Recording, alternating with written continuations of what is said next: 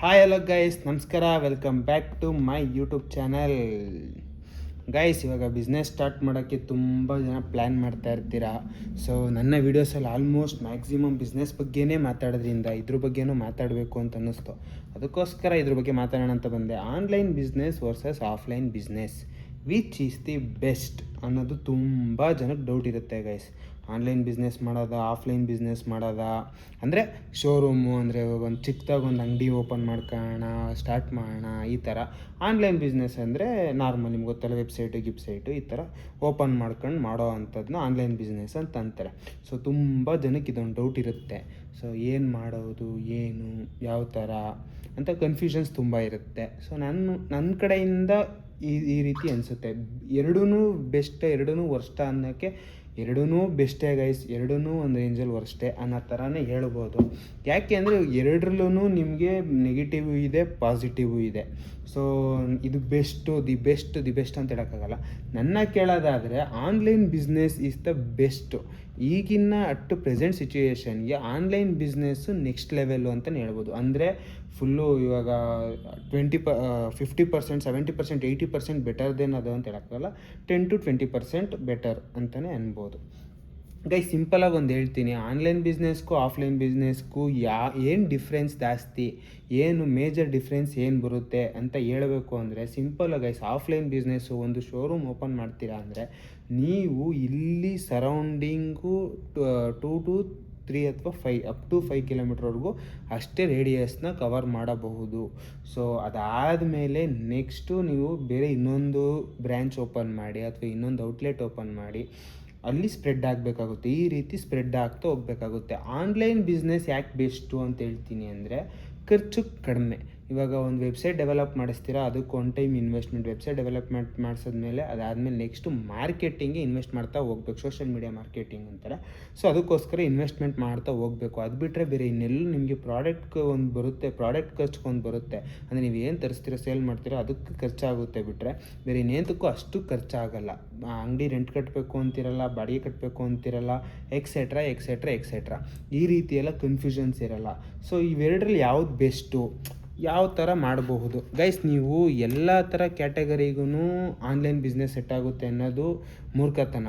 ಇವಾಗ for example ನಾನೇನು ಹೇಳಕ್ಕೆ ಬರ್ತೀನಿ ಅಂದರೆ ಹೋಟೆಲ್ ಬಿಸ್ನೆಸ್ಸು ಹೋಟೆಲೇ ಮಾಡಬೇಕು ನೀವು. ಅಂದರೆ ಇವಾಗ ಆನ್ಲೈನಲ್ಲಿ ಅಂತ ಕೇಳೋದಾದರೆ ನೀವೇನು ಮಾಡ್ಬೋದು, ನಾರ್ಮಲಾಗಿ ಮನೇಲಿ ಒಂದು ಕಿಚನ್ ಸೆಟಪ್ ಮಾಡ್ಕೊಂಡು ಅಲ್ಲಿಂದ ಒಂದು GST ತಗೊಂಡು ನೀವು ಸ್ವಿಗ್ಗಿ ಮತ್ತು ಝೊಮ್ಯಾಟೊ ಈ ಥರದ್ರಲ್ಲಿ ನೀವು ಪಬ್ಲಿಸಿಟಿ ತಗೊಂಡು ಇದನ್ನು ಆನ್ಲೈನ್ ರೀತಿ ಕನ್ವರ್ಟ್ ಮಾಡ್ಕೊತಾ ಹೋಗ್ಬೋದು. ಸೊ ಈ ರೀತಿಯೂ ಬಿಸ್ನೆಸ್ ನಡೀತಿದೆ. ಬಟ್ ಹೋಟೆಲ್ ಬಿಸ್ನೆಸ್ ಅಂತ ಬಂದಾಗ ಅಲ್ಲಿ ಬಂದು ತಿನ್ನೋ ಮಜಾನೇ ಬೇರೆ ಗೈಸ್. ಅದು ನೆಕ್ಸ್ಟ್ ಲೆವೆಲ್ಲು. ಏನಂತ ಕೇಳ್ತಾ ಇದ್ದೀನಿ ಅಂದರೆ, ಸೊ ಜನ ಊಟನ ಬಿಸಿ ಆ ಟೈಮಿಂಗಿಗೆ ಒಂದು ಅರ್ಧ ಗಂಟೆ ಟೈಮಿಂಗಲ್ಲಿ ತಿನ್ನೋಕ್ಕೆ ಇಷ್ಟಪಡ್ತಾರೆ. ಸೊ ನೀವು ಪಾರ್ಸಲ್ ಕಟ್ಟಿ ಕಳಿಸಿ ಅದು ಆರೋದ್ಮೇಲೆ ತಿನ್ನೋದು ಅಷ್ಟು ಇಷ್ಟಪಡಲ್ಲ ಮೆಜಾರಿಟಿ ಆಫ್ ದ ಪೀಪಲ್ಲು. ನಾನು ಒಬ್ಬರಿಬ್ಬರ ಬಗ್ಗೆ ಮಾತಾಡ್ತಿಲ್ಲ. ಸಿಂಪಲಾಗಿ ಹೇಳಬೇಕು ಅಂದರೆ ಇವಾಗ ಬಟ್ಟೆ ಬಿಸ್ನೆಸ್ಸು, ನಂದು ಓನ್ ಬ್ರ್ಯಾಂಡಿಂಗ್ ಕ್ಲಾತಿಂಗ್ ಬಿಸ್ನೆಸ್. ಇಲ್ಲಿ ನೋಡ್ತಾ ಇದ್ದೀರಾ PPF ಫ್ಯಾಷನ್ಸ್ ಅಂತ. ಸೊ ಇದು ನನ್ನ own branding clothing business. So ಇದನ್ನು ಕೇಳೋದಾದರೆ online is the best platform. ಯಾಕೆ ಅಂದರೆ ಜನ ಬಟ್ಟೆನ ಇಲ್ಲೇ ಬಂದು ತಗೋಬೇಕು ಅನ್ನೋದೇನು ಇಲ್ಲ, ಆನ್ಲೈನಲ್ಲಿ ಕೂತ್ಕೊಂಡು ಕೂಡ ಪರ್ಚೇಸ್ ಮಾಡ್ಬೋದು. ಸೇಮು ಇವಾಗ ಶೋರೂಮಿಗೆ ಬಂದಾಗ ಏನು ಫೀಲ್ ಆಗುತ್ತೆ ಅವ್ರಿಗೆ ಅಂದರೆ ನೋಡ್ಬೋದು, ಬಟ್ಟೆ ನೋಡಿ ಫೀಲ್ ಮಾಡಿ ಟ್ರಯಲ್ ಮಾಡಿ ಓಕೆ ಅವ್ರಿಗೆ ಇಷ್ಟ ಆದರೆ ನೆಕ್ಸ್ಟು ಮೂವ್ ಮಾಡ್ಬೋದು, ಅಂದರೆ ಪರ್ಚೇಸ್ ಮಾಡ್ಬೋದು. ಇಷ್ಟ ಆಗಲಿಲ್ವ ನೆಕ್ಸ್ಟ್ ಪೀಸ್ ನೋಡ್ಬೋದು. ಬಟ್ ಆನ್ಲೈನಲ್ಲಿ ಹಂಗಲ್ಲ, ಒಂದ್ಸತಿ ಆರ್ಡ್ರ್ ಮಾಡಿದ್ಮೇಲೆ ಮನೆಗೆ ಬರುತ್ತೆ. ಮತ್ತು ಇನ್ನೂ ಒಂದೇನು ಹೇಳ್ತೀನಿ ಅಂದರೆ ಮನೆ ಗೈಸ್, ಇವಾಗ ಆನ್ಲೈನ್ ವೆಬ್ಸೈಟ್ಗಳಲ್ಲಿ ಬಟ್ಟೆ ಬಿಸ್ನೆಸ್ಸಲ್ಲಿ ಯಾರೂ ಕೂಡ ರಿಟರ್ನ್ ಇಲ್ಲ. ಒಂದು ಸತಿ ಪರ್ಚೇಸ್ ಮಾಡಿದ್ರೆ ಮುಗೀತು, ನೀವು ಲಾಕು ಅನ್ನೋ ರೀತಿ ಯಾರೂ ಹೇಳಲ್ಲ. ಆಲ್ಮೋಸ್ಟು 99% ಅಷ್ಟು ಬಿಸ್ನೆಸ್ಸು, ಆನ್ಲೈನ್ ಬಿಸ್ನೆಸ್ಸು, ನೀವು ಪರ್ಚೇಸ್ ಮಾಡಿ ಬಟ್ಟೆನ ನೀವು ಟ್ರಯಲ್ ಮಾಡಿ, ನೀವು ಅಂದರೆ ಯೂಸ್ ಮಾಡಿ ಅಂತ ಹೇಳಲ್ಲ, ಟ್ರಯಲ್ ಮಾಡಿ ನಿಮ್ಗೆ ಫಿಟ್ ಆಗಲಿಲ್ಲ ಅಂದರೆ ರಿಟರ್ನ್ ಕಳಿಸಿ ಇನ್ನೂ ನೆಕ್ಸ್ಟ್ ಸೈಜ್ನ ಆರ್ಡ್ರ್ ಮಾಡ್ಕೊಳ್ಳಿ ಅಂತಲೇ ಹೇಳೋ ಅಂಥದ್ದು. ಸೊ ಈ ರೀತಿ ಎಲ್ಲ ಇದೆ ಗೈಸ್ ಸಿಂಪಲ್ಲಾಗಿ. ಒಂದೊಂದು ಕ್ಯಾಟಗರಿಲಿ ಇವಾಗ ಹೋಟೆಲ್ ಬಿಸ್ನೆಸ್ಗೆ ಹೋದಾಗ ಆಫ್ಲೈನ್ ಬಿಸ್ನೆಸ್ಸು, ಹೋಟೆಲ್ನ ನೀವು ಒಂದು ಕಡೆ ಸೆಟಪ್ ಮಾಡಿ ಬಿಲ್ಟ್ ಮಾಡಿದ್ರೆ ಆರಾಮಾಗಿ ಜನ ಬಂದು ತಿಂದ್ಕೊಂಡು ಹೋಗ್ತಾರೆ. ಆಮೇಲೆ ಇನ್ನೂ ಒಂದೇನು ಹೇಳ್ತೀನಿ, ಹೋಟೆಲ್ ಇವಾಗ ನಾನು ಹೇಳಿದೆ ಆವಾಗಲೇ ಸ್ವಿಗ್ಗಿ ಮತ್ತು ಝೊಮ್ಯಾಟೊ ಅಂತ. ಇವಾಗ ಅದನ್ನು ಅದರಲ್ಲಿ ನೀವು ಸೇಲ್ ಮಾಡಬೇಕು ಅಂದರೆ ಅದು ಕೂಡ ನಿಮಗೆ ರೇಡಿಯಸ್ ಸಿಗೋದೇ ವಿತಿನ್ 5 ಕಿಲೋಮೀಟರ್ಸ್ ಅಥವಾ 10 ಕಿಲೋಮೀಟರ್ಸ್ ಕೈಸ್ ಅಷ್ಟೇ. ಎಲ್ಲೋ ಇವಾಗ ಫಾರ್ ಎಕ್ಸಾಂಪಲ್ಲು ಕೋಣನಕುಂಟೆ ಕ್ರಾಸ್ ಇಲ್ಲಿಂದ 25-30 ಕಿಲೋಮೀಟ್ರ್ ಐತೆ. ಸೊ ಅಲ್ಲಿ ದೊಡ್ಡಕಲ್ಸಂದ್ರದಲ್ಲಿ ಕೂತ್ಕೊಂಡು, ಅಂದರೆ ದೊಡ್ಡಕಲ್ಸಂದ್ರ ಕೊಂಡ್ಕೊಂಡ್ರೆ ಸೈಡು ಹತ್ರನೇ. ಸೊ ಅದಕ್ಕೋಸ್ಕರ ದೊಡ್ಡಕಲ್ಸಂದ್ರ ಅಂದರೆ ತುಂಬ ಜನಕ್ಕೆ ಅರ್ಥ ಆಗುತ್ತೆ ಅಂತ ಹೇಳ್ತೀನಿ. ದೊಡ್ಡಕಲ್ಸಂದ್ರದಲ್ಲಿ ಕೂತ್ಕೊಂಡು ಇಲ್ಲಿಗೆ ಉಳ್ಳಾಳಿಯಿಂದ ನನಗೆ ಈ ಒಂದು ಮನೆಯಿಂದ ಈ ಇದರಿಂದ ಹೋಟೆಲಿಂದ ನನಗೆ ಆರ್ಡ್ರ್ ಬೇಕು ಅಂತ ಯಾರು ಪರ್ಚೇಸ್ ಮಾಡಲ್ಲ. ಸೊ ಇದಕ್ಕೆ ಏನು ಮಾಡಬೇಕು, ನೀವು ಇಲ್ಲಿ ಸೆಟಪ್ ಆಫ್ಲೈನು ಸೆಟಪ್ ಮಾಡ್ಕೋಬೇಕು. ಸೆಟಪ್ ಮಾಡ್ಕೊಂಡು ಕೂತ್ಕೊಂಡಾಗ ಏನಾಗುತ್ತೆ, ರೇಡಿಯಸ್ 5 ಕಿಲೋಮೀಟ್ರ್ ರೇಡಿಯಸ್ ಜನ ಆಲ್ಮೋಸ್ಟ್ ಬರೋಕ್ಕೆ ಇದು ಮಾಡ್ತಾರೆ. ರಿವ್ಯೂಸ್ ಚೆನ್ನಾಗಿದ್ದಾಗ ತುಂಬ ದೂರದಿಂದನೂ ಬರೋ ಚಾನ್ಸಸ್ಗಳು ತುಂಬ ಇರುತ್ತೆ. ಸೊ ಹೋಟೆಲ್ ಬಿಸ್ನೆಸ್ಗೆ ನನ್ನ ಕೇಳೋದಾದರೆ ನನ್ನ ಪ್ರಕಾರ ನನ್ನ ಒಪಿನಿಯನ್ ಬಂದು offline business is the best option. Next ಇವಾಗ ಬಟ್ಟೆ ಬಿಸ್ನೆಸ್ ಬಗ್ಗೆ ಮಾತಾಡ್ತಿದ್ದೆ. ಸೊ ಬಟ್ಟೆ ಬಿಸ್ನೆಸ್ಸಲ್ಲಿ 2 ರೀತಿಯೂ ಮಾಡ್ಬೋದು. ಒಂದು ಶೋರೂಮ್ ಕೂಡ ಮಾಡ್ಬೋದು, ಒಂದು ಆನ್ಲೈನ್ ಕೂಡ ಮಾಡ್ಬೋದು. ಓನ್ ಬ್ರ್ಯಾಂಡಿಂಗಲ್ಲಿ ಹೋದಾಗ ನೀವು ನಾರ್ಮಲ್ ಶೋರೂಮ್ ಮಾಡಿ ಎಲ್ಲ ಥರನೂ ನಾನು ಮಿಕ್ಸ್ ಮಾಡಿ ಎಲ್ಲ ಬ್ರ್ಯಾಂಡ್ಸ್ ಅಂದರೆ ದೊಡ್ಡ ಬ್ರ್ಯಾಂಡ್ಸ್ ಅಲ್ಲ, ಚಿಕ್ಕ ಪುಟ್ಟ ಬ್ರ್ಯಾಂಡ್ಸ್ನ ಮಿಕ್ಸ್ ಮಾಡಿ ನಾನು ಯಾವುದೇ ಬ್ರ್ಯಾಂಡ್ ಆದ್ರೂ ನಾನು ಹೋಲ್ಸೇಲಿಂದ ತಗೊಂಡು ರಿಟೇಲಿಗೆ ಸಪ್ಲೈ ಮಾಡ್ತೀನಿ, ಅಂದರೆ ರಿಟೇಲಿಗೆ ಸೇಲ್ ಮಾಡ್ತೀನಿ.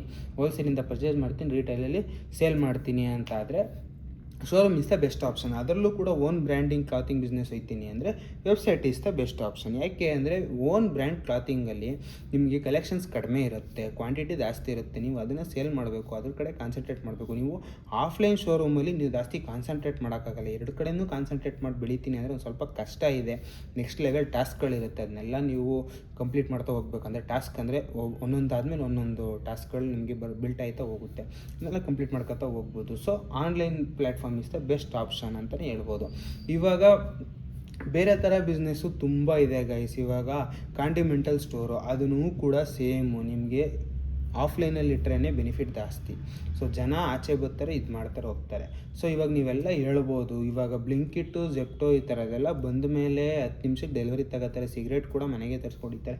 ಹೌದು ಗೈಸ್, ಅದನ್ನೇನು ಮಾಡೋಕ್ಕಾಗಲ್ಲ. ಬಟ್ ಅದನ್ನು ನೀವು ಕಾಂಟಿನೆಂಟಲ್ ಸ್ಟೋರ್ ಅಂದ್ಬಿಟ್ಟು ನೀವು ಒಂದು ಆ್ಯಪ್ ಡೆವಲಪ್ ಮಾಡಿ ಮಾಡೋಕ್ಕಾಗಲ್ಲ ಅಲ್ವಾ? ಅದೆಲ್ಲ ಚಿಕ್ಕ ಪುಟ್ಟದೆಲ್ಲ offline is the best option. ದೊಡ್ಡ ಬಿಸ್ನೆಸ್ ಎಲ್ಲ online is the best option. ಮತ್ತು ಇನ್ನೂ ಒಂದು ಕೆಲವೊಬ್ರಿಗೆ ಕನ್ಫ್ಯೂಷನ್ಸ್ ಇರುತ್ತೆ. ಅಂದರೆ ನಂದು ಇವಾಗ ವೆಬ್ಸೈಟ್ ಡೆವಲಪ್ ಮಾಡೋಕ್ಕೆ ನನಗೆ ಟೈಮ್ ಇಲ್ಲ, ನಾನು ಅದು ಮಾಡೋಕ್ಕಾಗಲ್ಲ, ಇದು ಮಾಡೋಕ್ಕಾಗಲ್ಲ, ಬಟ್ ನನಗೇನೋ ಇಂಟ್ರೆಸ್ಟ್ ಇದೆ, ನಾನೇನೋ ಒಂದು ಸಾಧನೆ ಮಾಡಬೇಕು, ನಾನೇನೋ ಒಂದು ಬ್ರ್ಯಾಂಡಿಂಗ್ ಮಾಡಬೇಕು, ಆ ಥರ ಎಕ್ಸೆಟ್ರಾ. ಸೊ ನಿಮಗೆ ನೀವು ರಿಸ್ಕ್ ಕಡಿಮೆ ತಗೋತಾ ಇದ್ದೀರಾ ಅಂದಾಗ ನೀವು ಪ್ರಾಫಿಟ್ ಕೂಡ ಅಷ್ಟೇ ಕಡಿಮೆ ಯೋಚನೆ ಮಾಡಬೇಕಾಗುತ್ತೆ. ಸಿಂಪಲಾಗಿ ಒಂದು ಹೇಳ್ತೀನಿ, ಇವಾಗ ಓನ್ ಬ್ರ್ಯಾಂಡಿಂಗ್ ಕ್ಲಾತಿಂಗ್ ಬಿಸ್ನೆಸ್ ಅಂತ ಹೇಳಿದೆ. ಇದಕ್ಕೆ ನೀವು ವೆಬ್ಸೈಟ್ ಡೆವಲಪ್ ಮಾಡಿಸ್ಬೇಕು, ನಿಮ್ಮ ಹತ್ರ ಆ ಬಜೆಟ್ ಇಲ್ಲ. ಸೊ ಮಿನಿಮಮ್ 50 to 60K ನಾನು ಹೇಳ್ತಾ ಇರೋದು ಎಕ್ಸಾಂಪಲ್ಲು. ಸೊ ಇದು ಅಮೌಂಟ್ ಅಲ್ಲ, 50 to 60K ಆಗುತ್ತೆ ಒಂದು ವೆಬ್ಸೈಟ್ ಡೆವಲಪ್ ಮಾಡ್ಸೋಕ್ಕೆ.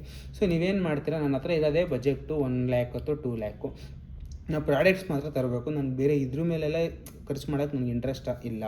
ಸುಮ್ಮನೆ ಇದು ವೆಬ್ಸೈಟೆಲ್ಲ ಬೇಡ, ಸುಮ್ಮನೆ 50K 60K ಇದಕ್ಕೆ ಇನ್ವೆಸ್ಟ್ ಮಾಡಿಬಿಟ್ರೆ ನನಗೆ ಉಳಿಯೋದೇ 1 lakh ಅಲ್ಲ 50K ಅಥವಾ 1 lakh 1.5K 1.5 lakh ಇಷ್ಟು ಮಿಕ್ಕುತ್ತೆ. ಸೊ ನನಗೆ ಬೇಡ ಅಂತ ಅನಿಸಿದ್ರೆ ಅದಕ್ಕೂ ಕೂಡ ಪ್ಲ್ಯಾಟ್ಫಾರ್ಮ್ ಇದೆ, ಅಮೆಝಾನಲ್ಲಿ ಕೂಡ ನೀವು ಓಪನ್ ಮಾಡ್ಬೋದು. ನಿಮ್ಮದೊಂದು ಅಕೌಂಟ್ ಓಪನ್ ಮಾಡಿ, ಕರೆಂಟ್ ಅಕೌಂಟ್ ಓಪನ್ ಮಾಡಿ ಎಲ್ಲ ಥರದ್ದು ಪ್ರೊಸೀಜರ್ ಮುಗಿಸ್ಕೊಂಡ್ರೆ ಅಮೆಝಾನಲ್ಲೇ ಕೂಡ ಫ್ರೀಯಾಗಿ ನೀವು ಲಾಂಚ್ ಮಾಡ್ಬೋದು ನಿಮ್ಮ ಮೆಟೀರಿಯಲ್ಸ್ನ. ಬಟ್ ಅಮೆಝಾನಲ್ಲಿ ಏನು ಅಂದರೆ ನಿಮ್ಮ ಸೆಲ್ಲಿಂಗ್ ಇದರಲ್ಲಿ 20% 30% ಅವರು ಎತ್ಕೊಳ್ಳೋ ಅಂಥದ್ದು. ಸೊ ಅದರಲ್ಲಿ ನಿಮಗೆ ಅಮೆಝಾನವ್ರದ್ದು ಏನಾಗುತ್ತೆ ಅಂದರೆ, ಸೊ ನೀವು ಬಟ್ಟೆನ ಫಾರ್ ಎಕ್ಸಾಂಪಲ್ 100 ರೂಪಾಯಿಗೆ ತಂದ್ರೆ, ಸೊ ನೀವು 100 ರೂಪಾಯಿನ ಬಿಡಿ, 200 ರೂಪಾಯಿಗೆ ಮಾರ್ತಾಯಿದ್ದೀರಾ, 100 ರೂಪಾಯಿ ಪ್ರಾಫಿಟ್, ಅದ್ರಲ್ಲಿ 30% ಕೊಡಿ, ಈ ಥರ ಇಲ್ಲ. ಸೊ ನೀವೇನು ಮಾಡ್ತೀರಾ, 100 ರೂಪಾಯಿಗೆ ತಂದು ನೀವು ಎಷ್ಟಕ್ಕಾದರೂ ಮಾರಿ, ಅದು ಅವ್ರಿಗೆ ಮ್ಯಾಟ್ರಲ್ಲ. ಸೊ ನೀವು ಇವಾಗ 150ಗೆ ಮಾರ್ತಾಯಿದ್ದೀರಾ ಅಂದರೂ 30% ಅವ್ರಿಗೆ ಕೊಡಬೇಕಾಗುತ್ತೆ. 120ಗೆ ಮಾರ್ತಾಯಿದ್ದೀನಿ ಅಂದರೂ 30%, ಅಂದರೆ 30% ಇದ್ದರೆ 20 to 30% ಅವ್ರಿಗೆ ಪೇ ಮಾಡಬೇಕಾಗುತ್ತೆ. ಅವ್ರಿಗೆ ಸೆಲ್ಲಿಂಗ್ ಪ್ರೈಸ್ ಮಾತ್ರ ಅವ್ರಿಗೆ ಕ್ಯಾಲ್ಕುಲೇಟ್ ಆಗೋದು. ನೀವೇನು ಅಮೌಂಟಿಗೆ ತಂದಿರ್ತೀರಾ ಅದನ್ನು ಕಳೆದು ನಿಮಗೆ ಪ್ರಾಫಿಟಲ್ಲಿ ನನಗೆ 30% ಕೊಡಿ ಅಂತ ಅವ್ರಿಗೆ ಕೇಳಲ್ಲ. ಸೊ ನೀವು ಏನು ಸೆಲ್ಲಿಂಗ್ ಪ್ರೈಸಲ್ಲಿ ಯಾವ ಅಮೌಂಟಲ್ಲಿ ಸೆಲ್ ಮಾಡ್ತಾ ಇರ್ತೀರೋ ಅದರಲ್ಲಿ ಅವ್ರಿಗೆ 20% 30% ಸ್ಲ್ಯಾಬ್ಗಳಿರುತ್ತೆ, ಅದರಲ್ಲಿ ಅದನ್ನು ಅವ್ರಿಗೆ ಕೊಡಬೇಕಾಗಿರೋ ಅಂಥದ್ದು. ಆಮೇಲೆ ಇನ್ನೂ ಒಂದೇನು ಅಂದರೆ ನೀವೇನು ಅವ್ರಿಗೆ ಕೊಡಬೇಕಾಗಿಲ್ಲ. ಒಂದು ಸತಿ ಸೇಲ್ ಆಗಿದ ತಕ್ಷಣ ನಿಮ್ಮ ಅಮೌಂಟು ಅದೆಲ್ಲ ಮೈನಸ್ ಆಗಿ ಡಿಡಕ್ಟ್ ಆಗಿ ಬರೋ ಅಂಥದ್ದು.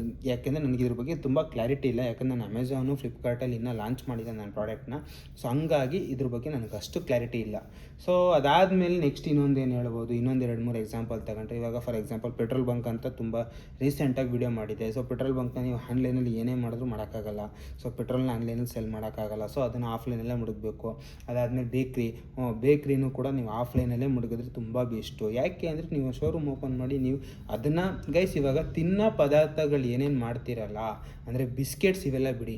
ಸೊ ಆನ್ ಸ್ಪಾಟ್ ಅಂದರೆ 5 ಮಿನಿಟ್ಸ್ ಥರ ಇವಾಗ ಇಲ್ಲೇ ಫೀಲ್ ಮಾಡೋಕ್ಕೆ ಇಲ್ಲೇ ಬಿಸಿ ಮಾಡ್ಕೊಡೋದು, ಈ ರೀತಿ ಏನೇನು ಪಪ್ಸು ಕೇಕು ಈ ರೀತಿ ಎಲ್ಲ ಏನು ಮಾಡ್ತೀರಲ್ಲ, ಸೊ ಇದೆಲ್ಲ ಆಲ್ಮೋಸ್ಟು ನಿಮ್ಮ ಜನರನ್ನ ನಿಮ್ಮ ಶಾಪ್ ಹತ್ರ ನಿಮ್ಮ ಹತ್ರ ಸೆಳೆಸ್ಕೊಂಡ್ರೆ ತುಂಬ ಬೆನಿಫಿಟ್ಟು. ನೀವು ಎಲ್ಲೋ ಕೂತು ಏನೋ ಮಾಡ್ತಾಯಿದ್ದೀರಾ, ನೀವು ಸೇಲ್ ಮಾಡ್ತೀವಿ ಅಂದರೆ ಅದು ಒಂದು ಸ್ವಲ್ಪ ಕಷ್ಟ. ಅದಾದಮೇಲೆ ಗೈಸ್ ಸಿಂಪಲ್ಲು ಬೇಕ್ರಿ ಪ್ರಾಡಕ್ಟ್ಸಲ್ಲೂ ಕೂಡ ಇವಾಗ ಎಲ್ಲ ಆನ್ಲೈನಲ್ಲಿ ಬಂದಿದೆ. ಆ ಥರ ಮಾಡ್ಬೋದು, ಈ ಥರ ಮಾಡ್ಬೋದು, ಅಥವಾ ನಿಮ್ಮದೇ ಆದ ಒಂದು ಬ್ರ್ಯಾಂಡ್ ಓಪನ್ ಮಾಡ್ಕೊಂಡು ಇದು ಮಾಡ್ಬೋದು. ನಾನು ಇವತ್ತು ಮಾತಾಡ್ತಾ ಇರೋದು ಬಂದ್ಬಿಟ್ಟು ಯಾರೆಲ್ಲ minimum investment 2 lakhs 3 lakhs 5 lakhs 10 lakhs ಎಲ್ಲ ಇಟ್ಕೊಂಡು ಕೈಯಲ್ಲಿ ಇಟ್ಕೊಂಡು ಕೂತಿದ್ದೀರ ಅವ್ರಿಗೆ ನಾನು ಈ ವಿಡಿಯೋ ಮಾಡ್ತಾರೆ ಅಂಥದ್ದು. ಅದು ಬಿಟ್ಟು 1 crore 2 crore 5 crore ಬಜೆಟ್ ಇರೋರಿಗೆಲ್ಲ ಅವ್ರ ನೆಕ್ಸ್ಟ್ ಲೆವೆಲ್ ಪ್ಲ್ಯಾನ್ಸೇ ಇರುತ್ತೆ. ಸೊ ಅವ್ರು ನನ್ನ ವೀಡಿಯೋಸ್ ನೋಡೋದು ಕಡಿಮೆ. ಬಟ್ ಅಂಥದಕ್ಕೂ ವೀಡಿಯೋಸ್ ಬೇಕು ಅಂದರೆ ಕಮೆಂಟ್ ಹಾಕಿಬೇಕಾದ್ರೆ ನಿಜವಾಗ್ಲೂ ಆ ರೇಂಜಲ್ಲಿ ಬೇಕಾದರೆ ವೀಡಿಯೋಸ್ ಮಾಡೋದು ನಾನು ರೆಡಿ. ನನ್ನ ಯೂಟ್ಯೂಬ್ ಚಾನಲಲ್ಲಿ ನಾನು ಮ್ಯಾಕ್ಸಿಮಮ್ಮು ಎಲ್ಲ ಟಾರ್ಗೆಟ್ ಮಾಡ್ತಾ ಇರೋದೆ 5 lakhs ಇದೆ, 10 lakhs ಇದೆ, 20 lakhs ಇದೆ, ಬಿಲೋ 25 lakhs ಇದೆ ಅನ್ನೋರಿಗೆ ನಾನು ಆಲ್ಮೋಸ್ಟ್ ಈ ವೀಡಿಯೋಸ್ಗಳನ್ನ ಮಾಡ್ತಾ ಇರ್ತಾರೆ. ಅವ್ರಿಗೆ ಏನಾರು ಒಂಚೂರು ಹೆಲ್ಪ್ ಆಗಲಿ, ಸೊ ಓಕೆ ನಾನು ವೀಡಿಯೋ ನೋಡೋದ್ರಿಂದ ಅವ್ರಿಗೆ ಒಂದು ಸ್ವಲ್ಪ ಮೋಟಿವೇಟ್ ಆಗುತ್ತೆ, ಆಮೇಲೆ ಏನಾರು ಯೂಸ್ಫುಲ್ ಆಗುತ್ತೆ ಅಂತ ಮಾಡೋ ಅಂಥದ್ದು. ಸೊ ಇವಾಗ ಫೈನಲ್ ಆಗಿ ನಾನು ಒಂದು ಆನ್ಲೈನ್ ಬೆಸ್ಟ್ ಆಫ್ಲೈನ್ ಬೆಸ್ಟ್ ಅಂದರೆ ಗೈಸ್ ಅದು ಮ್ಯಾಟ್ರ್ ಆಗಲ್ಲ ಗೈಸ್. ನಿಮ್ಗೆ ಯಾವ ಥರ ಬಿಸ್ನೆಸ್ ಮಾಡ್ತಾಯಿದ್ದೀರಾ ಅದ್ರ ಮೇಲೆ ಸ್ಟ್ಯಾಂಡ್ ತಗೋಬೇಕು. ಅದಾದಮೇಲೆ ನೆಕ್ಸ್ಟ್ ಇನ್ನೊಂದೇನು ಅಂದರೆ ಒಂದು ಕ್ಲಾರಿಟಿ ಕೊಟ್ಬಿಡ್ತೀನಿ. ಆಫ್ಲೈನಲ್ಲಾದರೆ ಸ್ಮಾಲ್ ಏರಿಯಾ ಅಂದರೆ 5 kilometers to 10 kilometers, maximum 10 kilometers guys, minimum ಅಲ್ಲ, ಮಿನಿಮಮ್ 2 kilometers 3 kilometers ಅಷ್ಟೇ ರೇಡಿಯಸಲ್ಲಿ ನೀವು ಟಾರ್ಗೆಟ್ ಮಾಡಬೇಕಾಗುತ್ತೆ. ಅದು ಬಿಟ್ಟರೆ ಆನ್ಲೈನಲ್ಲಿ ಬಂದಾಗ ನಿಮ್ಗೇನಾಗುತ್ತೆ, ಆಲ್ ಓವರ್ ಕರ್ನಾಟಕ ನೀವು ಎಲ್ಲಿ ಆಲ್ ಓವರ್ ಸರೌಂಡಿಂಗ್ ಎಷ್ಟು ರೇಡಿಯಸ್ಗೆ ಬೇಕಾದ್ರೂ ಡೆವಲಪ್ ಮಾಡ್ಕೊತಾ ಹೋಗ್ಬೋದು. ಫಾರ್ ಎಕ್ಸಾಂಪಲ್ ಇವಾಗ ನಾನು ಒಂದು own branding clothing brand open ಮಾಡಿದ್ದೀನಿ. ನನಗೇನು ಬರೀ ಬೆಂಗಳೂರು ಟಾರ್ಗೆಟ್ ಅಂದರೆ ಬೆಂಗಳೂರಲ್ಲಿ ಮಾತ್ರ ಟಾರ್ಗೆಟ್ ಮಾಡ್ಬೋದು. ಬೇಡ ಗುರು ನನಗೆ ಬೆಂಗಳೂರು ಬೇಡ, ನನಗೆ ಕರ್ನಾಟಕ ಬೇಕು, ಕರ್ನಾಟಕನ ಟಾರ್ಗೆಟ್ ಮಾಡಬೇಕು, ಕರ್ನಾಟಕನ ಟಾರ್ಗೆಟ್ ಮಾಡ್ಬೋದು. ಇಲ್ಲ ನಾನು ನೆಕ್ಸ್ಟು ಡೆವಲಪ್ ಆಗಬೇಕು, ಕರ್ನಾಟಕ ಟಾರ್ಗೆಟ್ ಮಾಡಿ ಎಲ್ಲ ರೀಚ್ ಮಾಡಿದ್ದೀನಿ, ಆಲ್ಮೋಸ್ಟ್ ಚೆನ್ನಾಗಿ ಬೂಮ್ ಆಗ್ತಿದೆ, ನಾನು ಆಲ್ ಓವರ್ ಇಂಡಿಯಾ ಟಾರ್ಗೆಟ್ ಮಾಡಬೇಕು, ಆಲ್ ಓವರ್ ಇಂಡಿಯಾ ಟಾರ್ಗೆಟ್ ಮಾಡ್ಬೋದು. ಆಯಿತು, ನಾನು ಇಂಡಿಯಾನೂ ಕೂಡ ಟಾರ್ಗೆಟ್ ಮಾಡಿದೆ, ಬಟ್ ನನ್ನ ಬ್ರ್ಯಾಂಡ್ ಇನ್ನೂ ಕೇಳ್ತಿದೆ, ಇನ್ನೂ ಪ್ರೀಮಿಯಮ್ಗೆ ಹೋಗಬೇಕು, ಇನ್ನೂ ನಾನು ನೆಕ್ಸ್ಟ್ ಲೆವೆಲ್ಗೆ ಹೋಗಬೇಕು, ನಾನು ಅಬ್ರಾಡ್ಗೂ ಕೂಡ ಸೇಲ್ ಮಾಡಬೇಕು. ಓಕೆ ಫೈನ್, ಆಲ್ ಓವರ್ ವರ್ಲ್ಡ್ಗೂ ಕೂಡ ಕೆಲವೊಂದು ಕಂಟ್ರಿಗಳನ್ನ ನೀವು ಪಿಕ್ ಮಾಡ್ಕೊಂಡು ಸ್ಟಾರ್ಟಿಂಗ್ 2 ಕಂಟ್ರಿಗಳನ್ನ ಪಿಕ್ ಮಾಡ್ಕೊಂಡು ಸೇಲ್ ಮಾಡ್ಬೋದು, 5 ಕಂಟ್ರಿನ ಪಿಕ್ ಮಾಡ್ಕೊಂಡು ಸೇಲ್ ಮಾಡ್ಬೋದು. ಆಮೇಲೆ ಹಂಗೆ ಎಕ್ಸ್ಟೆಂಡ್ ಮಾಡ್ಕೊಳ್ತಾ 10 20 ಈ ಥರ ಹೋಗ್ಬೋದು. ಸೊ ಇದು ಆನ್ಲೈನಲ್ಲಿ ಬಂದು ಬೆನಿಫಿಟ್ಟು. ಬಟ್ ಅದು ಕೆಲವೊಂದು ಬಿಸ್ನೆಸ್ ಕ್ಯಾಟಗರೀಸ್ ಮೇಲೆ ಹೋಗುತ್ತೆ. ಸೊ ದಯವಿಟ್ಟು ಹೇಳ್ತಾ ಇದ್ದೀನಿ, ಆನ್ಲೈನ್ ಬಿಸ್ನೆಸ್ ಮಾಡಿಬಿಟ್ರೆ ಬೆಸ್ಟು. ನಾನು ಇನ್ನೇನಾದರೂ ಮಾಡಿ ಆನ್ಲೈನಲ್ಲಿ ನಾನು ಏನೋ ಒಂದು ಹೋಟೆಲ್ ಬಿಸ್ನೆಸ್ ಥರ ಮಾಡಿ ಅದನ್ನು ವೆಬ್ಸೈಟು ಈ ಥರ ಎಲ್ಲ ಮಾಡಿ ಯೂನಿಕಾಗಿ ನಿಜವಾಗ್ಲೂ ಹೇಳ್ತೀನಿ ಗೈಸ್, ಯೂನಿಕ್ನೆಸ್ನ ದಯವಿಟ್ಟು ಕಾಪಾಡ್ಕೊಳ್ಳಿ. ಯೂನಿಕಾಗಿ ಥಿಂಕ್ ಮಾಡಿ, ಯೂನಿಕಾಗಿ ಏನಾದರೂ ಮಾಡಿ, ಬೇಜಾರಲ್ಲ. But waste ಮಾಡ್ಕೊಬಿಡಿ. ಇವಾಗ ಹೋಟೆಲ್ ಬಿಸ್ನೆಸ್ಸು ನೀವು ಮಾಡ್ಬೋದು, ಆನ್ಲೈನಲ್ಲಿ ವೆಬ್ಸೈಟ್ ಡೆವಲಪ್ ಮಾಡಿ ನಿಮ್ಮದೇ ಆದ ಒಂದು ಟೇಸ್ಟ್, ನಿಮ್ಮದೇ ಆದ ಒಂದು ಫ್ಲೇವರು, ನಿಮ್ಮದೇ ಆದ ಒಂದು ಪ್ಯಾಕಿಂಗು, ನಿಮ್ಮದೇ ಆದ ಒಂದು ಮಸಾಲೆ, ನಿಮ್ಮದೇ ಆದ ಒಂದು ರೆಸಿಪಿ, ಇದನ್ನೆಲ್ಲ ಕೂಡ ನೀವು ಮಾಡ್ತಾ ಹೋಗ್ಬೋದು. ಅದು ತಪ್ಪು ಅಂತ ನಾನು ಹೇಳಲ್ಲ. ಬಟ್ ಆನ್ಲೈನ್ಗೆ ಅಂತಲೇ ಕೆಲವೊಂದು ಟರ್ಮ್ಸ್ ಇರುತ್ತೆ. ಅಂದರೆ ಅದೇನು ಗೌರ್ಮೆಂಟ್ ಕಡೆಯಿಂದ ಬಂದಿರೋದಲ್ಲ, ನಾರ್ಮಲ್ಲಾಗಿ ಅದಕ್ಕೆ ಆದ ಒಂದು ರೂಲ್ಸ್ ಆ್ಯಂಡ್ ರೆಗ್ಯುಲೇಷನ್ಸ್, ಇದರಲ್ಲಿ ಇಂಥದ್ದು ಮಾಡ್ಬೋದು ಅನ್ನೋದೊಂದು ಬೇಸಿಕ್ ನಾಲೆಡ್ಜ್ ಇರುತ್ತೆ. ಸೊ ಅದನ್ನೆಲ್ಲ ಕಂಪ್ಲೀಟ್ ಮಾಡ್ಕೊತಾ ಹೋಗಿ. ಸೊ ದಯವಿಟ್ಟು ಸೊ ಎರಡರಲ್ಲಿ ಯಾವ್ದು ಬೆಸ್ಟು ಅಂತ ಕೇಳಿದಾಗ ಕ್ಯಾಟಗರೀಸ್ ಮೇಲೆ ಹೋಗುತ್ತೆ. ಅದು ಬಿಟ್ಟರೆ ಇನ್ನೇನೂ ಇಲ್ಲ. ಸೊ ಆನ್ಲೈನಲ್ಲಿ ಮಾಡಿದ್ರೂ ಡೆವಲಪ್ ಆಗ್ಬೋದು, ಆಫ್ಲೈನಲ್ಲಿ ಮಾಡಿದ್ರೂ ಡೆವಲಪ್ ಆಗ್ಬೋದು.